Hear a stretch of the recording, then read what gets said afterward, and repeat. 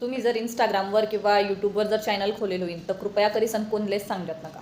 कारण मनी ह्या चुक्या करेल आहेत त्यामुळे तुमले सांगत आपले असं वाटतं की आपले फॉलोवर वाढतील, सबस्क्रायबर वाढतील. त्यांना करता आपण काय करतं सगळ्या नातेवाईकच माती लिंक आहे ते चॅनल येतच आपण सगळं शेअर करीत देतस आणि नंतर काय वस त्या लोक आपले जज करायला लागतंच. कुठे बी भेटणार तुमले पैसा होणार का, तुम्हाला सबस्क्रायबर कितना व्हायला, तुम्हाला फॉलोवर कितला व्हायणार, असा या प्रश्न विचारायला लागतंच. आणि त्यामुळे काय वस आपलं जे मोटिवेशन आहे तर ते धीरे धीरे कमजोर व्हायला लागतात. कारण सगळं असले माहिती आहे यूट्यूब ज्या करणार किंवा इंस्टाग्रामच्या चालाई राहणार त्यासले माहिती आहे की इथलं सोपं नाही राहत. अवघड नाही आहे पण सोपं बी तिथलं नाही आहे. रोज उठीसन कॅमेराना समोर बोलणं, फोनना समोर बोलणं हाही सोपी गोष्ट नाही आहे. रोज नवीन नवीन टॉपिक शोधणं पडतंच, त्यांनावर काम करणं पडतं, त्यांना एडिटिंग करणं पडतं, पोस्टिंग करणं पडतं.